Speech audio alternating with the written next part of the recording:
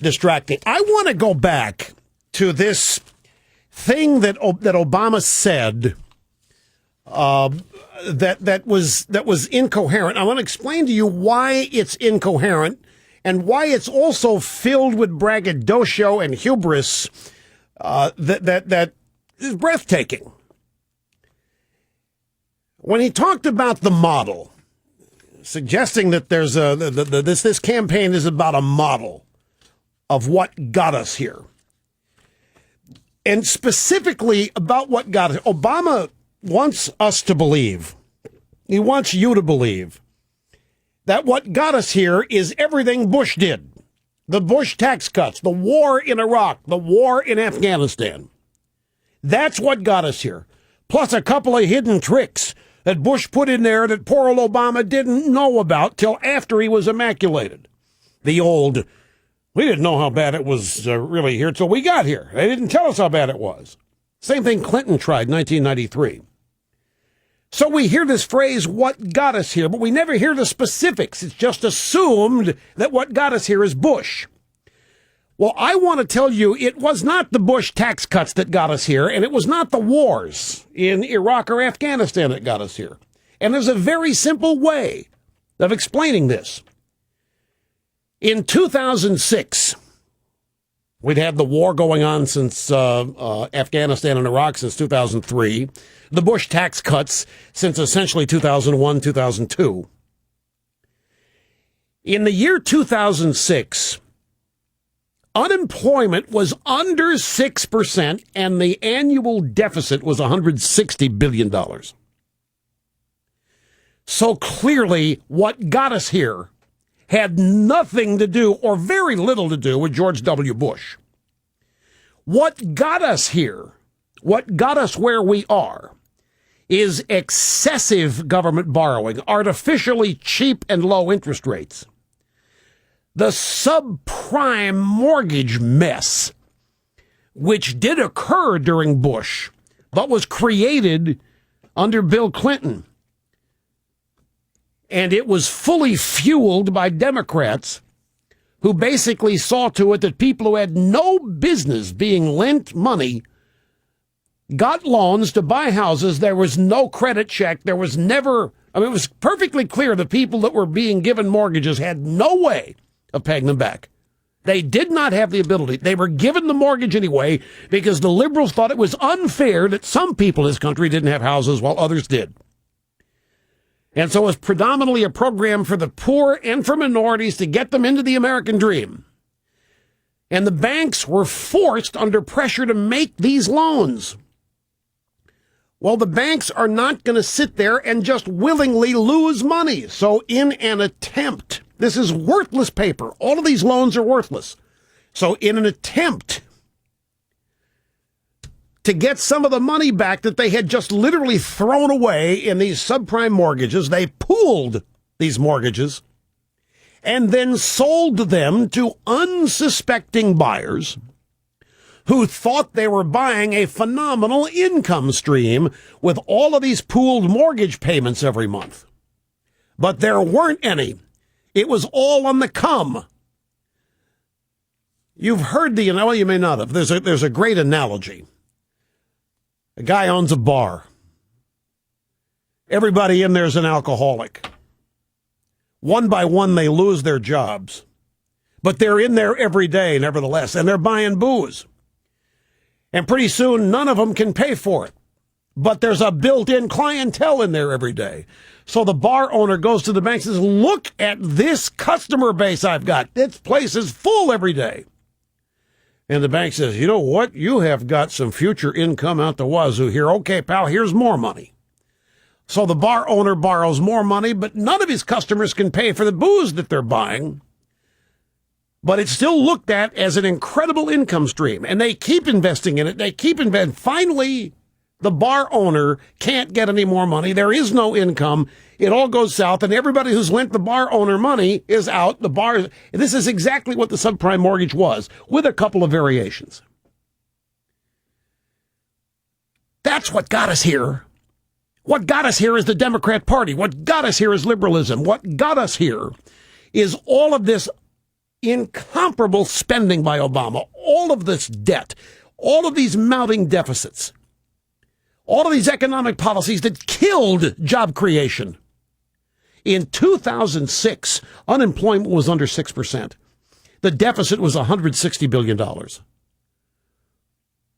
What happened between 2001 and 2006 is not what got us here. What got us here is Barack Obama. What got us here is the Democrat Party. Now, the Republicans, they have their own culpability in some of the spending. But Barack Obama went along with every penny of it that was proposed when he was a senator. He didn't oppose one penny of spending. He went along with all of it. But to try to say that what got us here was George Bush, what happened in his first 6 years or 7 years, is absolute BS. Now, Obama is trying to capitalize on this. This is what got us here in this model. And he sent a fundraising email over his name. And in the fundraising email, he says, and he's repeating this in the campaign stump, he's saying this election will be a test of the model that got us here. We'll learn whether it's still true that a grassroots campaign can elect a president, whether ordinary Americans are in control of our democracy in the face of massive spending.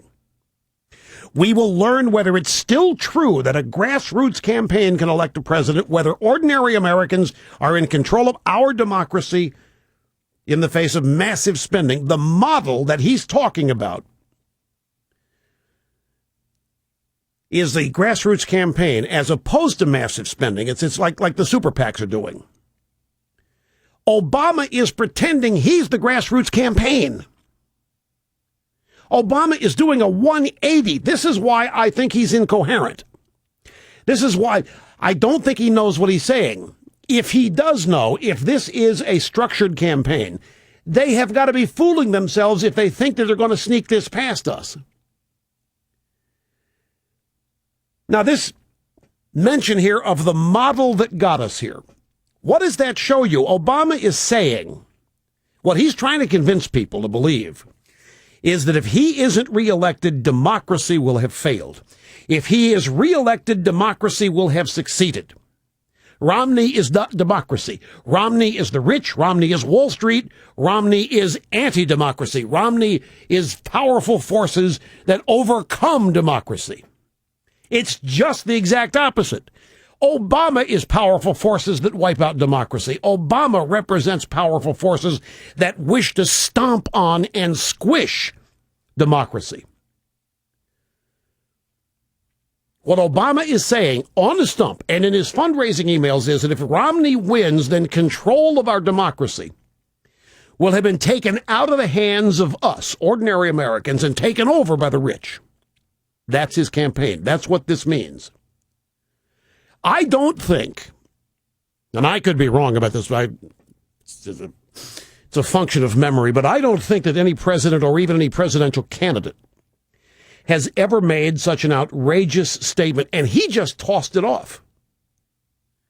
Just tosses this off. We're going to learn whether it's still true that a grassroots campaign can elect a grassroots campaign is going to send Obama packing.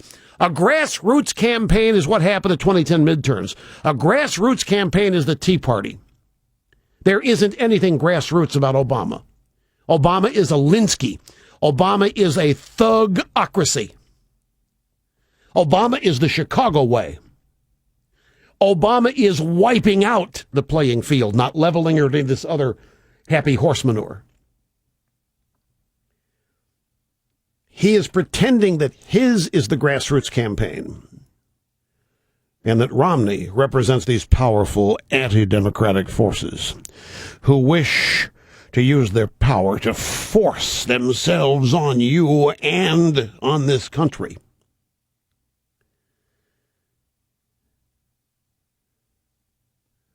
He's talking about this fundraising model, grassroots model versus Romney's rich guys. And this is because he's being outspent. He's being outraised. And he can't abide this. Obama is the leader of the clique. Obama is Mr. Popularity. Obama is Mr. Loves and Adored. He's Mr. America. This This nerd, this 65-year-old dinosaur, this nerd, this absolute kook, Romney's out raising me? Well, that's just because of the rich. His grassroots model versus Romney's rich guys. That's going to allow Romney to outspend Obama. That's what he's talking about here. And all it means is that they are beside themselves. They can't believe any of this is happening. They can't believe Romney is outraising them. They can't believe that all of these people are going.